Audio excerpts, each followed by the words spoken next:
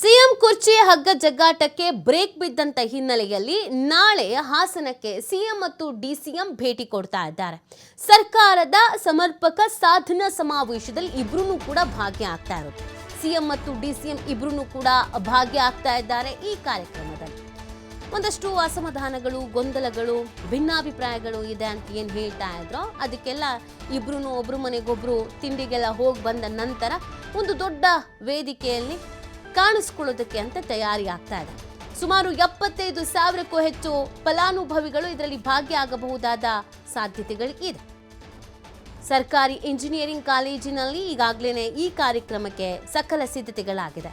ಸರ್ಕಾರಿ ಕಾಲೇಜಿನಲ್ಲಿ ಹಾಸನ ಡಿಸಿ ಲತಾ ಕುಮಾರಿ ರೌಂಡ್ಸ್ ಹಾಕಿದ್ದಾರೆ.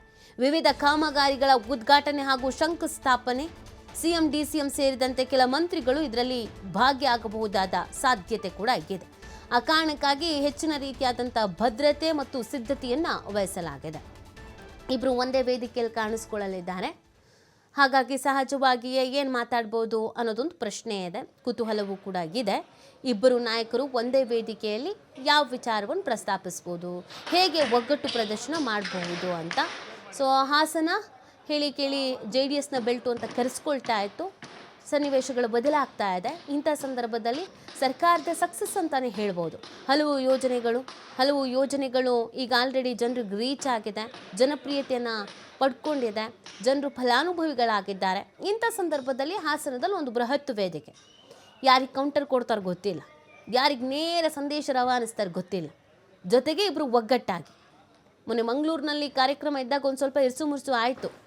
DKಗೆ ಸ್ವಲ್ಪ ಜನ ಜೈಕಾರ ಹೇಳಿದ್ರು, ಸಿದ್ದರಾಮಯ್ಯನವ್ರಿಗೆ ಸ್ವಲ್ಪ ಜೈಕಾರ ಹೇಳಿದ್ರು. ಬಟ್ ಅದನ್ನು ಹೊರತುಪಡಿಸಿ ಹಾಸನದಲ್ಲಿ ಇಬ್ಬರೂ ನಾಯಕರು ಒಂದೇ ವೇದಿಕೆಯಲ್ಲಿ ಕಾಣಿಸ್ಕೊಳ್ಳಲಿದ್ದಾರೆ.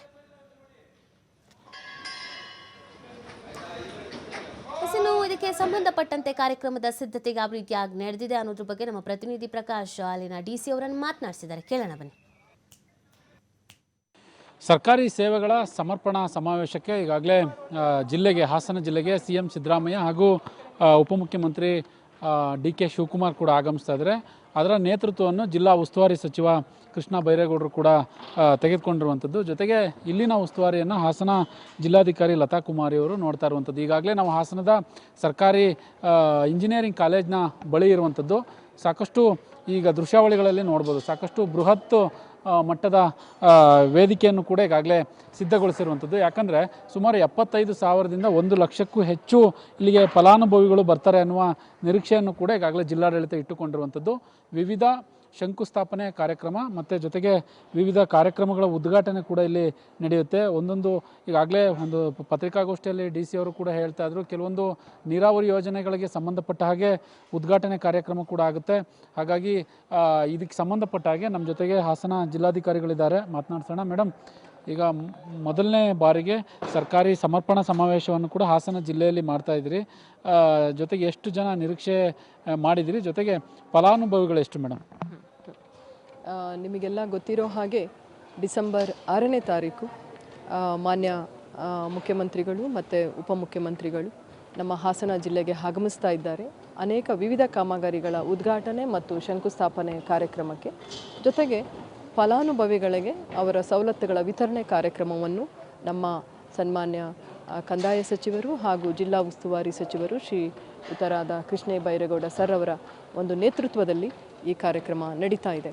ಅದರಲ್ಲೂ ಮುಖ್ಯವಾಗಿ ತಾವು ಹೇಳಿದಾಗೆ ಸುಮಾರು ನಾವು ಫಲಾನುಭವಿಗಳನ್ನು 70,000 ಫಲಾನುಭವಿಗಳನ್ನು ಈ ವೇದಿಕೆಗೆ ಕರ್ಕೊಂಡು ಬರಬೇಕು ಅಂತ ನಾವು ಈ ಸರಿ ಪ್ರಯತ್ನವನ್ನು ಮಾಡ್ತಾ ಇದ್ದೇವೆ.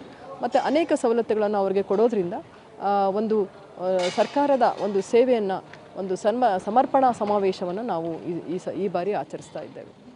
ಮೇಡಮ್, ಯಾವ್ಯಾವ ಕಾರ್ಯಕ್ರಮ ಅಂತಂದರೆ ಚುಟುಕು ವಿಚಾರದಲ್ಲಿ ಹೇಳಬೇಕು ಅಂತಂದರೆ ಯಾವ್ಯಾವ ಕಾರ್ಯಕ್ರಮ ಉದ್ಘಾಟನೆ ಆಗುತ್ತೆ, ಇವತ್ತು ಯಾರ್ಯಾರು ಬರ್ತಾರೆ ಅಂತ? ಇಡೀ ಸರ್ಕಾರ ಅಂತಂದರೆ ಈಗಾಗಲೇ ಎಂಟೈರ್ ಟೀಮ್ ಬರುತ್ತೆ ಅನ್ನೋ ಮಾಹಿತಿ ಇದೆ, ನೀವೇನು ಹೇಳ್ತೀರಾ? ಹೌದು.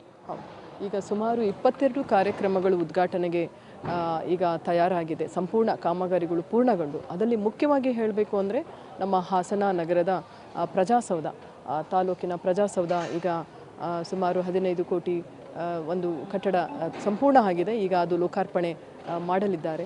ಹೀಗೆ ವಿವಿಧ ಸಮಾಜ ಕಲ್ಯಾಣ ಇಲಾಖೆ, ಅಲ್ಪಸಂಖ್ಯಾತ ಕಲ್ಯಾಣ ಇಲಾಖೆ, ಇತರ ಮತ್ತು ಅದರಲ್ಲೂ ಮುಖ್ಯವಾಗಿ ವೈದ್ಯಕೀಯ ಶಿಕ್ಷಣ ಇಲಾಖೆಯಿಂದ ಅನೇಕ ಕಾಮಗಾರಿಗಳು ನಮ್ಮ ಮೆಡಿಕಲ್ ಕಾಲೇಜ್ ಹಿಮ್ಸ್ ವತಿಯಿಂದ ಈ ರೀತಿಯಾಗಿ ಅನೇಕ ಕಾಮಗಾರಿಗಳಿದೆ.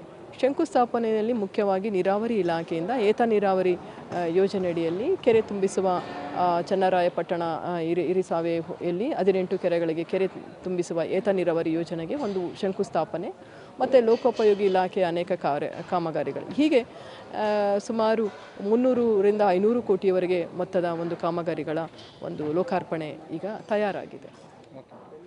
ಇದಿಷ್ಟು ಹಾಸನ ಜಿಲ್ಲಾಧಿಕಾರಿಗಳು ಕೂಡ ಹೇಳುವಂಥ ಮಾತು. ಈಗಾಗಲೇ 70,000ದಿಂದ ಫಲಾನುಭವಿಗಳು ಏನಿದ್ದಾರೆ, 70,000ಕ್ಕೂ ಹೆಚ್ಚು ಫಲಾನುಭವಿಗಳನ್ನ ಕರೆಯೋದಕ್ಕೆ ನಾವು ಈಗಾಗಲೇ ತಯಾರು ಮಾಡ್ಕೊಂಡಿದ್ದೀವಿ. ಜೊತೆಗೆ ಇದಕ್ಕೆ ಸಂಬಂಧಪಟ್ಟ ಹಾಗೆ ಬೇಕಾದಂತಹ ಎಲ್ಲ ಸಿದ್ಧತೆಯನ್ನು ಮಾಡಿಕೊಳ್ಳಲಾಗ್ತದೆ ಅನ್ನುವ ಮಾಹಿತಿಯನ್ನು TV5ಗೆ ನೀಡಿರುವಂಥದ್ದು. ಕ್ಯಾಮ್ರಾ ಪರ್ಸನ್ ಕಿಶೋರ್ ಜೊತೆ ಪ್ರಕಾಶ್, TV5 ಹಾಸನ.